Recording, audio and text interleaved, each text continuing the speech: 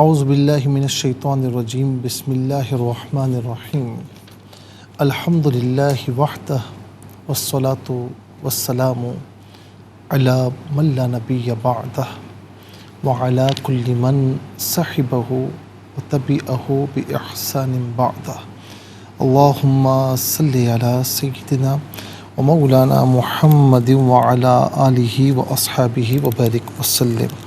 محترم ناظرین و سامعین، ویورز اینڈ لسنرز، السلام علیکم ورحمۃ اللہ وبرکاتہ۔ پروگرام قرآن سنیے اور سنائیے کے ساتھ آپ کا میزبان محمد سہیل رضا امجدی آپ کی خدمت میں حاضر ہے۔ ناظرین و سامعین، آپ جانتے ہیں کہ ہم پروگرام کا آغاز قرآن و حدیث کی کسی بات سے کیا کرتے ہیں۔ حج کا موسم ہے تو اسی کے متعلق بات کرتے ہیں۔ ناظرین، جو خانہ کعبہ کا طواف کرنے والے ہیں تو طواف کی افادیت پر تو میں نے عرض کیا تھا اس کی جو حکمت ہے، اسی طریقے سے آپ دیکھتے ہیں کہ طواف کے بعد مقام ابراہیم پر عام طور پر آ کر ہم نماز پڑھتے ہیں۔ اس کی وجہ کیا ہے؟ اس کی حکمت کیا ہے؟ کیا حکمت ہے کہ اس مقام کو اتنا یادگار بنا لیا گیا ہے کہ یہاں پر اللہ تبارک و تعالیٰ نے طواف کرنے والوں کو واجب الطواف 2 رکعت ادا کرنے کا حکم دیا ہے؟ تو ناظرین، اس کی وجہ یہ ہے کہ یہ مقام ابراہیم نام سے ہی واضح ہے، ابراہیم علیہ السلام کا مقام۔ ابراہیم علیہ السلام اس پتھر پر کھڑے ہو کر خانہ کعبہ کی تعمیر فرما رہے تھے، اور جیسا کہ مشہور ہے کہ ابراہیم علیہ السلام تعمیر فرما رہے تھے، اسماعیل علیہ السلام اینٹیں اور گارا وغیرہ اٹھا کر آپ کو دے رہے تھے۔ تو آج بھی اس مبارک پتھر پر ابراہیم علیہ السلام کے قدمین شریفین کے جو نقوش ہیں وہ آج بھی موجود ہیں، اور مسلمانان عالم ان کا دیدار کرتے ہیں۔ ایک ابراہیم علیہ السلام اللہ تعالیٰ کے خلیل سے اس پتھر کو نسبت ہوئی، اور اس پتھر پر کھڑے ہو کر اللہ تعالیٰ کے خلیل نے بیت اللہ کو، اللہ کے گھر کو تعمیر کیا تھا۔ تو رہتی دنیا تک ناظرین اس کو نشانی قرار دیا گیا، اور طواف کرنے والوں کو حکم ہوا کہ یہاں پر آ کر 2 رکعت نماز ادا کریں۔ سورہ بقرہ آیت نمبر 125، اس میں کیا فرمایا؟ وَاتَّخِذُوا مِن مَّقَامِ إِبْرَاهِيمَ مُصَلًّى، اور فرمایا کہ مقام ابراہیم کو مصلی بناؤ، یعنی اس کے پاس آ کر 2 رکعت اللہ تعالیٰ کی بارگاہ میں نماز ادا کرو۔ ناظرین و سامعین، اور یہ بھی کہا جاتا ہے کہ ایک تو بیت اللہ کی تعمیر کی ایک روایت میں نے یہ بھی پڑھا کہ اس مقام پر کھڑے ہو کر جو آپ کی مشہور دعا ہے، یعنی تعمیرات کر لی آپ نے، تعمیرات مکمل ہونے کے بعد جب آپ نے یہ دعا کی تھی، ربنا وابعث فیہم رسولا منہم یتلو علیہم آیاتک ویعلمہم الکتاب والحکمت ویزکیہم انک انت العزیز الحکیم۔ یہ دعا جو کہ بڑی اہم دعا ہے، جو آیت نمبر ناظرین یوں سمجھ لیجئے کہ پارہ پہلا اور سورہ بقرہ ہے، اور اس کی آیت نمبر 129 ہے۔ یہ جو دعا تھی دعائے ابراہیمی کہلاتی ہے۔ خود نبی علیہ السلام نے فرمایا تھا، انا دعوت ابراہیم و بشارت عیسیٰ، میں ابراہیم کی دعا ہوں اور عیسیٰ کی بشارت ہوں علیہم السلام۔ تو آپ نے جو دعا کی تھی کہ اے ہمارے رب، بھیج ان میں سے ایک رسول جو ان پر تیری آیات کو تلاوت کرے اور انہیں کتاب سکھائے، حکمت سکھائے، اور انہیں ستھرا فرما دے، بے شک تو غالب حکمت والا ہے۔ تو کہتے ہیں کہ یہ دعا بھی اسی پتھر پر آپ نے مانگی تھی۔ بہرحال ناظرین، جو ہے وہ نسبت مصطفیٰ ہو، نسبت دعائے مصطفیٰ ہو، یا نسبت خلیل اللہ ہو، لیکن یہ بات اٹل ہے ناظرین جو آیت نمبر 119 میں ہے سورہ بقرہ کی، پڑھ لیجیے گا، وَاتَّخِذُوا مِن مَّقَامِ إِبْرَاهِيمَ مُصَلًّى، کہ مقام ابراہیم کو مسلح بنا دیا گیا تا قیامت. جو بھی خانہ کعبہ کا طواف کرے گا، چاہے وہ ناظرین عمرے کا طواف کرے، چاہے وہ فرض طواف کرے، واجب طواف کرے یا نفلی طواف کرے، لیکن یہاں پر آ کر نوافل اس کے لیے پڑھنا واجب ہے. ناظرین اس کا مطلب کیا ہے کہ یہ حج، اس کی جو اراکین ہے نا، یہ حج کے پورے مناسک ہیں، یہ پیاروں کی، محبوبوں کی اداؤں کا نام ہے. اللہ تعالی ہم سب کو ناظرین حج کرنے کی، وہاں کی حاضری کی توفیق نصیب فرمائے. چلتے ہیں ناظرین آج کے سبق کی جانب. ہمارا جو آج کا سبق ہے وہ سورہ کہف ہے، اور سورہ کہف کی جو آیت نمبر ہے وہ 21 ہے. آیت نمبر 21 آج کے سبق میں شامل ہوگی، اور یہ 21 کا لاسٹ پورشن ہے جو آج کے سبق میں شامل ہے. اچھا ناظرین، میں عرض کروں گا کہ وَاتَّخِذُوا مِن مَقَامِ إِبْرَاهِيمَ مُصَلًّى، یہ جو آیت ہے نا 125 ہے، اس کو نوٹ کر لیجیے گا. آیت نمبر 125 میں نے 119 کے دیا تھا آخر میں، وہ آیت نمبر 125 ہے. اور جو ربنا وابعث فیہم رسولا منہم، یہ آیت نمبر ناظرین 129 ہے، اس کو نوٹ کر لیجیے گا. اور آج کا سبق ناظرین جو سورہ کہف کی آیت نمبر 21 ہے، اس کا لاسٹ پورشن، آخری پورشن آج کے سبق میں شامل ہے. فارمیٹ کے مطابق پڑھیں گے، باوضو ہو جائیں. اسکرین کے سامنے موجود ہیں، کلام پاک کو ساتھ رکھیں، آج کا سبق نکالیں. اپنے پاس نوٹ بک ضرور رکھیں، کوئی بھی امپورٹنٹ بات ہو نوٹ ضرور فرما لیجیے. آئیے آپ کو لیے چلتے ہیں آج کے سبق کی جانب. اعوذ باللہ من الشیطان الرجیم، بسم اللہ الرحمن الرحیم. قال الذين غلبوا على أمرهم لنتخذن عليهم مسجدا. اسے مسجدن پڑھیں گے. وف کی صورت میں دو زبر کی تنوین الف سے چینج ہو جاتی ہے، تو وف کی صورت میں اسے مسجدہ پڑھا جائے گا. اور ناظرین آخر میں آپ دیکھیں علامت وقف اندر 21 لکھا ہوا ہے. آیت نمبر 21 یہاں پر مکمل ہو رہی ہے. کتنے کلمات ہیں اس کو بھی دیکھ لیتے ہیں. قال ایک کلمہ ہے، اور الذین دوسرا، غلبو تیسرا، علا چوتھا، امری پانچواں، ہم چھٹا، لنتخذن ساتواں، علا آٹھواں، مسجدہ نواں. کل یہاں پر 9 کلمات ہیں. ہر کلمے کو علیحدہ پھر ملا کر پڑھتے ہیں، بغور ملاحظہ فرمائے. قال الذین، لام پر زبر ہے، اس سے الذین کے لام کے ساتھ ملائیں گے، درمیان میں سے الف یعنی حمزہ کو حذف کیا جائے گا. اس سے ہم پڑھیں گے قال الذین غلبوا، واو مدہ ہے، اس سے ایک الف کی مقدار کھینچ کر پڑھا جائے گا. علا، لام کھڑا زبر لا، اوپر مد کی علامت ہے، مد منفصل ہے. مد جائز بھی کہتے ہیں. منیمم اس کو 3 سے 4 حرکات کی مقدار کھینچ کر پڑھنا چاہیے. میکسیمم اس کو 5 سے 6 حرکات کی مقدار کھینچ کر پڑھ سکتے ہیں. علا، امری علیحدہ ہے، ہم علیحدہ ہے، ملا کر پڑھیں گے. امریہم، را کے نیچے زیر ہے، را کو باریک کر کے پڑھا جائے گا. لنتخذن علیہم، علا علیحدہ، ہم علیحدہ، ملا کر پڑھیں گے علیہم. میم ساکن ہے، اس سے مسجدہ کی میم کے ساتھ ملا کر میم کی آواز کو غننے کے ساتھ ادا کریں گے. ناظرین علیہم مسجدن، یہاں وقف کریں گے تو مسجدہ پڑھیں گے. آئیے چلتے ہیں کلمات کی لغت اور گرامر کے اعتبار سے تحقیق اور ترجمے کی جانب. سب سے پہلے جو آج کا سبق ہے وہ لکھیں گے، پھر اس میں جو کلمات ہیں، اسماء، افعال، حروف کون سے ہیں، ان کی نشاندہی کی جائے گی. تحقیق اور ترجمہ بھی عرض کریں گے قرآن اور اردو کے حوالے سے، کہ وہ کلمات جو عام طور پر آپ قرآن میں پڑھتے ہیں، اردو میں بھی یوز کی جاتے ہیں، ان کی بھی نشاندہی ہوگی. بسم اللہ الرحمن الرحیم. قال الذین غلبوا على امرهم،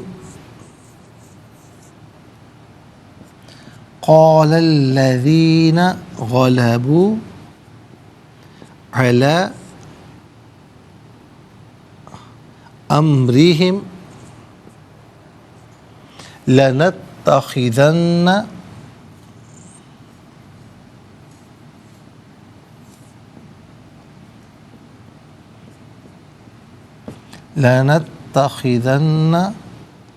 عليهم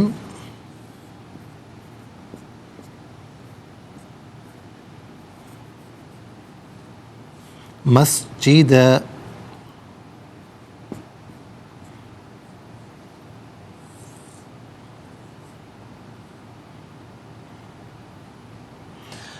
ناظرین و سامعین، اب ہم دیکھتے ہیں کہ اس میں اسماء کتنے ہیں، کون کون سے ہیں. تو پہلا اسم ہے الذین، دوسرا ہے امری، تیسرا ہے ہم ضمیر، یہاں پر بھی نمبر 3 آئے گا، چوتھا ہے مسجدہ. تو 4 اسماء یہاں پر موجود ہیں. نمبر 1 الذین،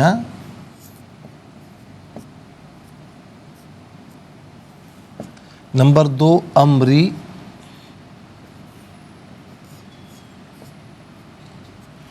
نمبر 3 ہم ضمیر،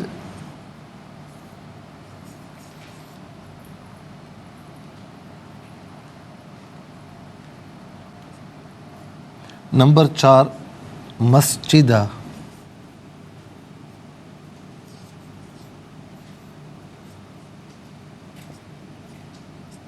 ناظرین، یہ 4 اسماء ہیں. اب ہم دیکھتے ہیں افعال کتنے ہیں، لیکن اس سے پہلے ہمیں جانا ہوگا بریک کی جانب. کہیں جائیے گا مت، ملاقات ہوگی مختصر سے بریک کے بعد. ویلکم بیک ناظرین و سامعین، چلتے ہیں آج کے پروگرام کی جانب. اور اب ہم دیکھتے ہیں ناظرین کہ اسماء تو ہو چکے ہیں، لکھ چکے ہیں ہم. افعال کتنے ہیں، کون کون سے ہیں. تو پہلا فعل ہے قال، دوسرا فعل ہے غلبوا، تیسرا ہے لنتخذن. قال نمبر 1، نمبر 2 غلبوا،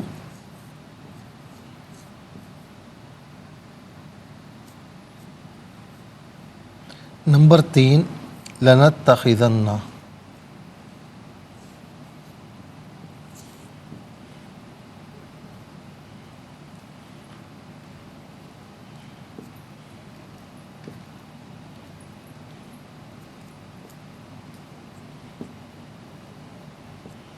لنتخذن 3 ہو گئے. اب دیکھتے ہیں ناظرین کہ حروف کتنے ہیں، کون کون سے ہیں. تو الا پہلا حرف ہے، اور یہاں پر بھی الا ہی ہے، تو ایک ہی حرف یہاں پر موجود ہے، الا.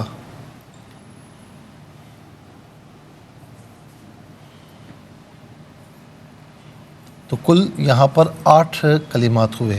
کل یہاں پر 8 کلمات ہوئے، 4 اسماء، 3 افعال اور 1 حرف.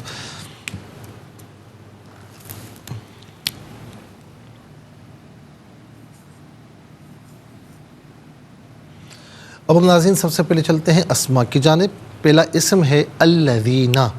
الذین اسم موصول ہے، اور موصول کا معنی ہوتا ہے ملا ہوا ہونا. چونکہ یہ اپنے ما قبل سے اور ما بعد سے اس کا لنک ہوتا ہے، یہ ملا ہوا ہوتا ہے، اسی لیے اس کو اسم موصول کہا جاتا ہے. اور یہ جمع مذکر کے لیے یوز ہوتا ہے. اس کا معنی ہوتا ہے ان لوگوں جو، وہ لوگ جنہوں. اور اس کے علاوہ بھی کوئی معنی اگر اس میں موصول کے اعتبار سے جمع مذکر پر دلالت کرے گا تو وہ معنی بھی لیا جا سکتا ہے. اس کے بعد ہے امر. امر کام کو بھی کہا جاتا ہے، امر حکم کو بھی کہا جاتا ہے. یہاں پر امر جو ہے وہ کام کے معنی میں ہے. امر کا معنی ہے کام. ہم جمع مذکر غائب کی ضمیر ہے. جمع مذکر غائب کی ضمیر متصل ہو یا منفصل ہو تو ناظرین، بلکہ متصل ہو تو ہم اور ہم دونوں شکلوں میں ہوتی ہے متصل ہونے کی صورت میں، اور منفصل ہو تو فقط ہم کی شکل میں ہوتی ہے، ہم یا ہم. اس کا معنی ہوگا وہ سب، ان ہیں. اس کے بعد ہے مسجدہ. مسجد ناظرین یہ نصر ینصر سے اس میں ظرف ہے. اس میں ظرف کہتے ہیں کہ جو زمانے پر دلالت کرے، یعنی وقت پر دلالت کرے یا مکان پر دلالت کرے، کیونکہ اس میں ظرف زمان بھی ہوتا ہے، ظرف مکان بھی ہوتا ہے. پھر قرینے کے اعتبار سے پتہ لگتا ہے کہ یہ مکان کے لیے ہے یا زمان کے لیے ہے، ٹھیک ہے، وقت کے لیے ہے. تو مسجد اس کا یہ مفعل کے وزن پر ہے. اس کا معنی ہے سجدے کی جگہ یا سجدے کا وقت. دونوں معنی ہو سکتے ہیں. سجدے کا وقت تو تو ظرف زماں ہو گیا، سجدے کی جگہ سجدے کا مقام تو ظرف مکان ہو گیا، ٹھیک ہے۔ تو ناظرین یہ ظرف مکان کے معنی میں ہے مسجد، سجدے کی جگہ۔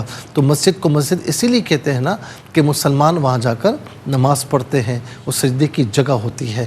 تو یہ عام طور پر ناظرین ہم اردو میں بھی استعمال کرتے ہیں۔ اللہ تعالیٰ ہمیں ہماری مساجد کو آباد فرمائے، ہمیں 5 وقتہ نماز با جماعت تکبیر اولیٰ سے ادا کرنے کی مردوں کو توفیق نصیب فرمائے، اور عورتوں کو بھی ظاہر ہے کہ وہ اپنے گھروں میں 5 وقتہ نماز کا ضرور اہتمام کریں۔ اس کے بعد ناظرین اگلا جو ہم چلتے ہیں افعال کی جانب، تو پہلا فعل ہے قالا۔ قالا فعل ماضی معروف، صیغہ واحد مذکر غائب، اور اس کا معنی ہے اس نے کہا، اس نے کہا۔ قال الذین غلبوا، اب چونکہ آگے الذین غلبوا وہ جو جنہوں نے غلبہ کیا علی امرہم اپنے کام پر، تو وہ مراد ہیں، تو اسی لیے اس کا معنی یہ کیا گیا انہوں نے کہا، ٹھیک ہے۔ تو قال ناظرین اس کا مصدر ہے قول، قول کا معنی ہے بات، اور یہ عام طور پر ہم اردو میں استعمال کرتے ہیں۔ غلبوا فعل ماضی معروف صیغہ جمع مذکر غائب، اور اس کا معنی ہے وہ غالب ہوئے، وہ غالب ہوئے یا وہ سب غالب ہوئے۔ تو ناظرین اس کے بعد ہے لنتخذن۔ لنتخذن فعل مضارع معروف لام تاکید با نون تاکید صیغہ جمع متکلم۔ اب یہ اصل میں تھا نتخذو، شروع میں لام ایڈ ہوا اور آخر میں نون کا اضافہ ہوا، تو جب لام اور نون شروع اور آخر میں ہوں تو اسے ایسے فعل مضارع کو لام تاکید بانون تاکید کہتے ہیں۔ تو فعل مضارع معروف لام تاکید بانون تاکید صیغہ جمع متکلم، اور اس کا معنی ہے البتہ ہم ضرور بنائیں گے۔ نتخذہ کا معنی تھا ہم بنائیں گے، تو لا کا معنی البتہ اور نون کا معنی ضرور، تو لنتخذن البتہ ہم ضرور بنائیں گے۔ اس کے بعد ناظرین چلتے ہیں حروف کی جانب۔ اعلیٰ، یہ استعلاء بلندی کے لیے آتا ہے، اس کا معنی ہوتا ہے پر یا اوپر، ان میں سے قرینے کے اعتبار سے کوئی معنی بھی کر سکتے ہیں۔ ناظرین و سامعین یہاں پر آپ دیکھیں کہ 4 اسماء 3 افعال 1 حرف، کل 8 کلمات ہیں۔ 8 کلمات میں 2 کلمات ایسے ہیں جو اردو میں استعمال ہوتے ہیں، نمبر 1 مسجد، نمبر 2 قال میں قول۔ آئیے حروف کو آپس میں ملا کر کلمات کو آپس میں ملا کر جملہ کلام یا آیت کیسے بنا کرتے ہیں تو ملاحظہ فرمائیں۔ قاف الف زبر قا، لام زبر لل، لام زبر لا، ذال یا زیر ذی، نون زبر نا، قال الذین، قال الذین، غین زبر غا، لام زبر لا، با وا پیش بو، غلبو، قال الذین غلبوا، عین زبر ع، لام کھڑا زبر لا، علا، حمزہ میم زبر ام، را سے ری، ہا میم سے رحم، امریہم، علا علا امریہم، لام زبر لا، نون زبر نا، لام زبر لا، نون تا زبر نت، تا زبر تا، خا زیر خی، ذال نون زبر ذن، نون زبر نا، لنتخذن، عین زبر ع، لام یا زبر لی، ہا میم زیر ہم، علیہم، میم سین زبر مس، جیم زیر جی، دال 2 زبر دن، مسجدن، علیہم مسجدن۔ یہاں وقف کریں گے تو اسے ہم پڑھیں گے علیہم مسجد، علیہم مسجد۔ آئیے ناظرین چلتے ہیں تلاوت کی جانب، اور سب سے پہلے ہم تلاوت کریں گے ترتیل کے ساتھ، سماعت فرمائیے۔ اعوذ باللہ من الشیطان الرجیم،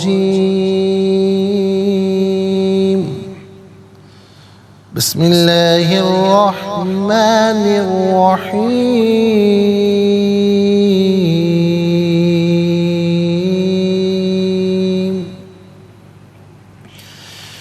قال الذین غلبوا على أمرهم لنتخذن عليهم مسجدا۔ اب ہم پڑھیں گے ناظرین حدر کے ساتھ، جیسے نماز تراویح میں آپ سنتے ہیں یا پڑھتے ہیں۔ قال الذين غلبوا على أمرهم لنتخذن عليهم مسجدا۔ اب ہم پڑھیں گے تدویر کے ساتھ جس طرح فرض نمازوں میں آپ سنتے ہیں یا پڑھتے ہیں۔ قال الذين غلبوا على أمرهم لنتخذن عليهم مسجدا۔ آمنت باللہ صدق اللہ العظیم۔ تلاوت مکمل ہوئی اور تلاوت کے مکمل ہونے کے ساتھ ہی ہمارے اس پروگرام کا جو فرسٹ سیگمنٹ ہے وہ کمپلیٹ ہوا۔ آپ کو لیے چلتے ہیں سیکنڈ سیگمنٹ کی جانب۔ تفہیم القرآن یہ ہمارے اس پروگرام کا ناظرین سیکنڈ سیگمنٹ ہے، اور سب سے پہلے ہم حرف بہ حرف ترجمہ آپ کی خدمت میں عرض کریں گے، پھر اس کے بعد آسان فہم ترجمہ، اور پھر اس کے بعد اخیر میں آسان ترین تفسیر جو کہ آپ کو آسانی سے سمجھ میں آئے وہ آپ کی خدمت میں عرض کریں گے۔ تو پہلے ہم عرض کریں گے جو اس کا حرف بہ حرف لفظ بہ لفظ ترجمہ ہے۔ قال وہ بولے، بلکہ اس کا معنی ہوگا بولے۔ کون بولے؟ الذین وہ لوگ، غلبوا جو غالب ہوئے، علی پر، امری کام، ہم اپنے، لنتخذن نتخذا ہم بنائیں گے، لا کا معنی البتہ، نون کا معنی ضرور، تو لنتخذن البتہ ضرور ہم بنائیں گے، البتہ ضرور ہم بنائیں گے، علا پر، ہم اس، مسجدہ مسجد۔ ناظرین و سامعین یہ حرف بہ حرف لفظ بہ لفظ ترجمہ۔ اب آئیے آپ کو لیے چلتے ہیں آسان فہم با محاورہ ترجمے کی جانب۔ قال الذين غلبوا على أمرهم لنتخذن عليهم مسجدا۔ جو لوگ ان کے معاملات پر زیادہ حاوی تھے انہوں نے کہا ہم ضرور بضرور ان کے قریب مسجد بنائیں گے۔ ناظرین و سامعین یہ آسان فہم با محاورہ ترجمہ۔ اب انشاءاللہ تفسیر عرض کریں گے، لیکن ہمیں جانا ہوگا بریک کی جانب، تو ملاقات ہوگی مختصر سے بریک کے بعد۔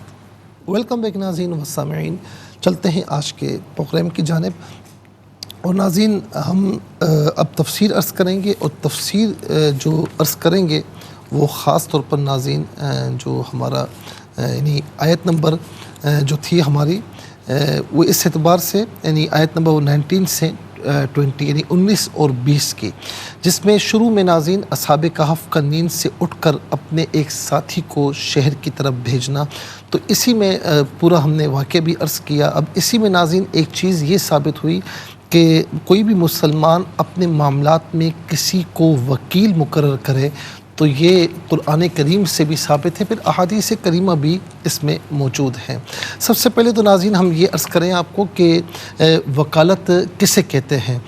سب سے پہلے تو ہم یہ عرض کریں کہ وکالت کا لغوی اور شرعی معنی کیا ہے۔ اصحاب کہف نے اپنے ایک ساتھی کو شہر سے طعام خرید کر لانے کے لیے جو بھیجا تو اس میں کسی شخص کو وکیل بنانے کا ثبوت ہے۔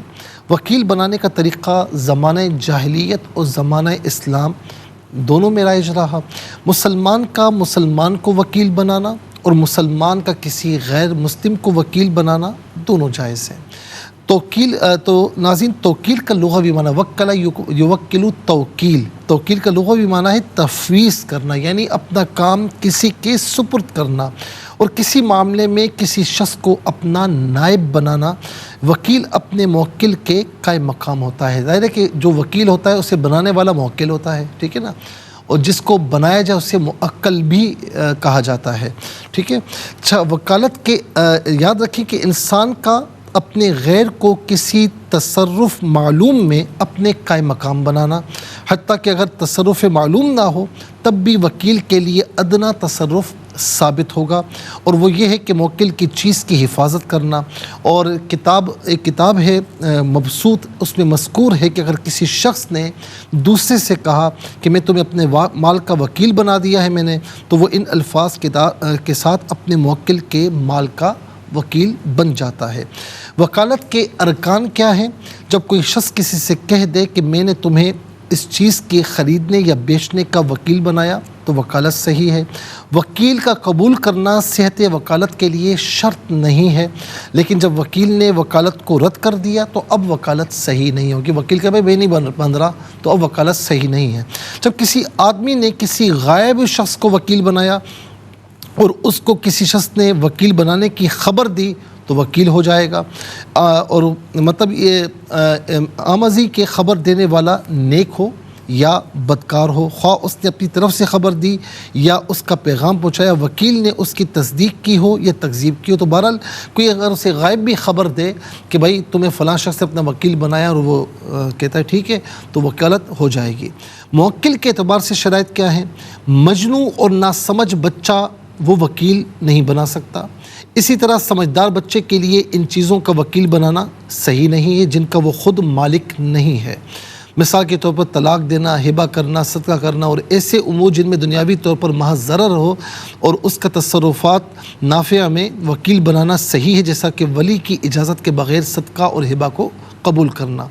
وہ تصرفات جو نفع اور نقصان کے درمیان دائر ہوتے ہیں، جیسے خرید و فروخت کرنا، کوئی چیز کرائے پر دینا لینا، ان چیزوں کی اگر اس کو تجارت کی اجازت دی ہوئی ہے تو اس کا ان چیزوں میں وکیل بنانا صحیح ہے، اور اگر اس کے ولی نے اس کو تجارت کرنے کی اجازت نہیں دی ہے تو اس کا وکیل بنانا بھی ولی کی اجازت پر موقوف ہوگا۔ ناظرین و سامعین، وکیل کے اعتبار سے شرائط کیا ہیں؟ وکیل کے لیے ضروری ہے کہ وہ عاقل ہو، مجنون نہ ہو، نہ سمجھ بچہ نہ ہو، عاقل ہو، صحیح ہے نا، عاقل بالغ ہو۔ اچھا، بلوغ اور حریت یعنی آزاد ہونا یہ وکالت کے لیے شرط ہے، اسی لیے نابالغ اور عبد کو، ظاہر ہے کہ عبد اس وقت ہے بھی نہیں ہے تو ان کو وکیل بنانا صحیح نہیں۔ یہ ضروری ہے کہ وکیل کو یہ معلوم ہو کہ اس کو وکیل بنایا گیا، ورنہ فائدہ کیا ہے؟ اور کسی مسلمان نے کسی حربی کو دارالحرب میں وکیل بنایا اور مسلمان دارالاسلام میں ہو تو یہ وکالت صحیح نہیں ہے۔ دارالحرب اسے کہتے ہیں کہ جہاں پر اسلام کے یعنی کسی چیز پر عمل کرنا، شاعر اسلام میں سے کسی پر عمل کرنا وہاں پر بالکل ممانعت ہو، یعنی مسلمانوں کو وہاں نماز پڑھنے کی بھی اجازت نہ ہو، روزہ رکھنے کی بھی اجازت نہ ہو، یا شاعر اسلام میں سے کسی شاعر کو اپنانے کی اجازت ہو تو اسے عام طور پر دارالحرب کہتے ہیں۔ اور اس وقت تو یہاں پر کوئی اس طرح ہے بھی نہیں، کوئی دکا ہوگا تو وہ ایک علیحدہ بات ہے، لیکن عام طور پر جو دارالکفر بھی ہے تو وہاں پر بھی مسلمانوں کو عبادت کرنے کی اجازت ہوتی ہے۔ اسی طرح اگر حربی نے دارالحرب میں کسی مسلمان کو دارالاسلام میں وکیل بنایا تو یہ وکالت بھی صحیح نہیں ہے۔ اور ناظرین، جس چیز میں وکالت ہے اس کے اعتبار سے شرائط کیا ہے؟ حقوق کی دو قسمیں، اللہ کے حقوق اور بندوں کے حقوق۔ اللہ کے حقوق کی دو قسمیں ہیں، ایک وہ قسم ہے جس میں دعویٰ کرنا شرط ہے، جیسے حد قذف اور حد سرقہ۔ امام اعظم ابو حنیفہ اور امام محمد کے نزدیک اس قسم کے اس بات میں وکیل بنانا جائز ہے، خواہ موکل حاضر ہو یا غائب ہو۔ اور ایک قسم وہ ہے کہ جس میں دعویٰ کرنا شرط نہیں ہے، زنا کی حد، شراب نوشی کی حد، اس میں وکیل بنانا جائز نہیں ہے۔ حد کے اس بات میں نہ حد جاری کرانے میں اور حد سرقہ میں چور کے پاس مال کو ثابت کرنے میں کسی کو وکیل بنانا بالاجماع جائز ہے۔ حقوق العباد کی دو قسمیں، ایک وہ قسم کی جس میں شبے کے ساتھ حد کو پورا کرانا جائز نہیں ہے، جیسے قصاص ہے۔ امام اعظم ابو حنیفہ اور امام محمد کے نزدیک اس میں قصاص کے اس بات کے لیے وکیل بنانا جائز ہے، اور قصاص لینے کے لیے اگر موکل جو ولی قصاص ہے اگر وہ حاضر ہے تو وکیل بنانا جائز ہے، اگر وہ غائب ہے تو وکیل بنانا جائز نہیں ہے۔ اور حقوق العباد کی ایک قسم وہ ہے کہ جس کو شبے کے باوجود وصول کرنا جائز ہے، جیسے قرضہ جات، چیزیں اور تمام حقوق، قرض اور کسی خاص چیز کو ثابت کرنے میں مقدمے میں وکیل بنانا جائز ہے۔ اور قصاص کے علاوہ باقی حقوق میں فریق مخالف کی رضا سے وکیل بنانا بالاجماع جائز ہے۔ اور تعزیرات میں حق کو ثابت کرنے کے لیے بھی اور وصول کرنے کے لیے بھی وکیل بنانا جائز ہے۔ خرید و فروخت میں، کرائے کے لین دین میں، نکاح، طلاق، خلا، صلح اور اسی طرح استعارہ، ہبہ اور صدقہ، امانت رکھنے، حقوق کے قبضہ، قرضے کے تقاضے اور رہن رکھنے اور اس قسم کے دیگر مقدمات میں بھی وکیل بنانا جائز ہے۔ مباح چیزوں میں وکیل بنانا جائز نہیں ہے، مثلاً لکڑیاں اور گھاس چننے میں، معدنیات سے جواہر نکالنے میں، پس وکیل کو جو چیز ملی وہ اس کی ہے۔ ناظرین و سامعین، اب جس طرح ہمارے یہاں بھی عام طور پر ناظرین خرید و فروخت میں بھی ہم وکیل بناتے ہیں، اسی طریقے سے نکاح میں خاص طور پر لڑکی جو ہے وہ کسی اپنے رشتہ دار کو وکیل بناتی ہے، اور پھر آپ دیکھتے ہیں کہ وہ جو وکیل ہوتا ہے وہ نکاح خواہ کے سامنے ہوتا ہے، اور نکاح خواہ اسی سے ایجاب و قبول کرتا ہے، یعنی ایجاب اور قبول دلہا تو موجود ہوتا ہے اور لڑکی کا وکیل موجود ہوتا ہے، لیکن اس کے باوجود ایجاب و قبول ہو جاتا ہے، نکاح ہو جاتا ہے، تو یہ وکیل کی وجہ سے ہوتا ہے۔ تو اسی لیے میں نے یہ تمام چیزیں آپ کی خدمت میں عرض کی ہیں۔ اور حدیث پاک میں بھی ہے، ابو موسیٰ رضی اللہ تعالیٰ عنہ بیان کرتے ہیں، نبی علیہ السلام نے فرمایا کہ جو مسلمان خازن امین ہو اور اس کو جس چیز کے دینے کا حکم دیا جائے، خاص صدقات فرضیہ ہوں یا نفلیہ ہوں، وہ اس کو پورا خوشی سے اس کو دے دے، جس کو دینے کا اس کو حکم دیا تھا، تو وہ بھی اللہ کے نزدیک صدقہ کرنے والوں میں سے ایک ہوگا۔ تو یہاں پر ناظرین بتایا جا رہا ہے کہ صدقات میں اور زکوٰۃ وصول کرنے کے لیے بھی وکیل بنانے کا ثبوت احادیث کریمہ میں ہے، اور اس کے علاوہ دیگر معاملات میں بھی ناظرین کئی احادیث میرے سامنے اس وقت موجود ہیں، دیگر احادیث میں بھی بیع و شرع میں اور اسی طرح نکاح وغیرہ میں اور چیزوں میں وکیل بنانے کا ثبوت احادیث کریمہ میں موجود ہے۔ اللہ تبارک و تعالی ہمیں یہ مسائل سیکھ کر اس پر عمل پیرا ہونے کی توفیق نصیب فرمائے۔ ناظرین و سامعین، اس کے بعد انشاءاللہ آیت نمبر جو ہے وہ 21 ہے، لیکن آج کے لیے اتنا ہی کافی ہے۔ انشاءاللہ کل ہم آیت نمبر جو 21 ہے اس کی تفسیر آپ کی خدمت میں عرض کریں گے، اور اس کے ساتھ ہی ہمارے اس پروگرام کا سیکنڈ سیگمنٹ کمپلیٹ ہوا۔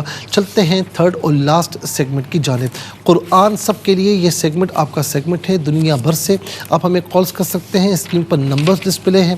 آپ کا تعلق پاکستان سے باہر دنیا کے کسی خطے کسی ملک سے ہو، اٹھائیے اپنے فونز، ڈائل کیجیے نمبرز کو، جوائن کیجیے ہمارے اس پروگرام کو۔ دیکھتے ہیں اس وقت لائن پر ہمارے ساتھ کون ہے۔ السلام علیکم۔ وعلیکم السلام ورحمۃ اللہ وبرکاتہ۔ جی کہاں سے؟ سنائیے۔ اعوذ باللہ من الشیطان الرجیم، بسم اللہ الرحمن الرحیم۔ قال الذین غلبوا علی امرہم لنتخذن علیہم مسجدا۔ جزاک اللہ خیر۔ السلام علیکم۔ وعلیکم السلام ورحمۃ اللہ۔ سائیوال سے جی سنائیے۔ بسم اللہ الرحمن الرحیم۔ قال الذین غلبوا علی امرہم لنتخذن علیہم مسجدا۔ جزاک اللہ خیر۔ السلام علیکم۔ السلام علیکم۔ السلام ورحمۃ اللہ۔ جی کہاں سے؟ جی تانتلہ والا سے۔ سنائیے۔ جی اعوذ باللہ من الشیطان الرجیم، بسم اللہ الرحمن الرحیم۔ قال الذین غلبوا علی امرہم لنتخذن علیہم مسجدا۔ جزاک اللہ خیر۔ السلام علیکم۔ السلام علیکم۔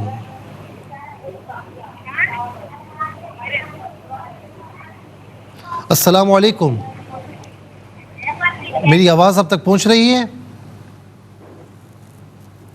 میرے خیال میں ہماری آواز نہیں جا رہی ہے۔ اگلی کال۔ السلام علیکم۔ وعلیکم السلام ورحمۃ اللہ۔ جی کہاں سے؟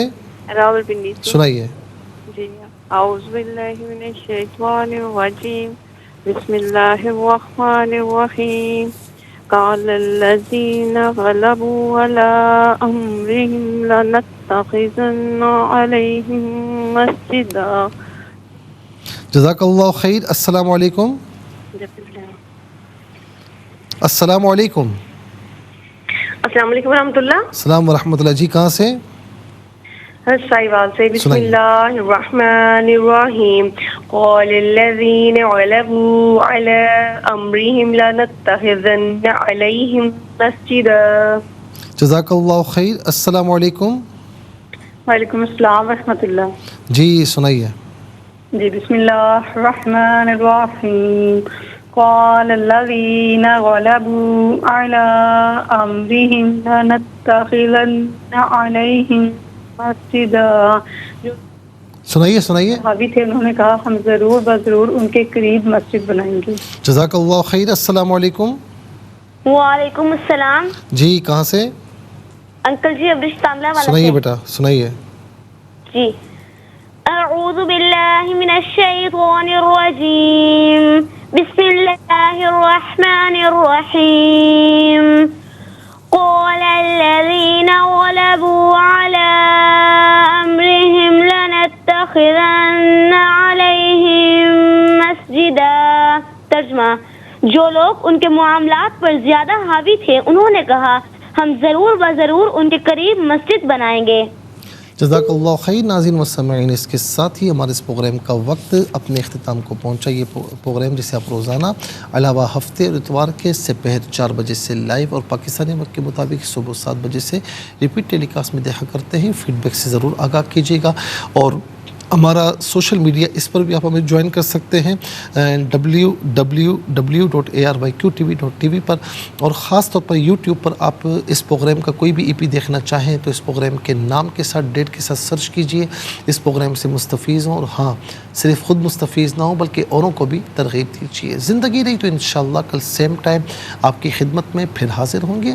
اس وقت کے لیے آپ سے اجازت چاہیں گے. پروگرام قرآن سنیے اور سنائیے کے میزبان محمد سہیل رضا امجدی اور ARYQTV کی پوری ٹیم کو دیجیے اجازت اس دعا کے ساتھ کہ اللہ رب العالمین آپ کا ہم سب کا حامی و ناصر رہے. السلام علیکم ورحمۃ اللہ وبرکاتہ.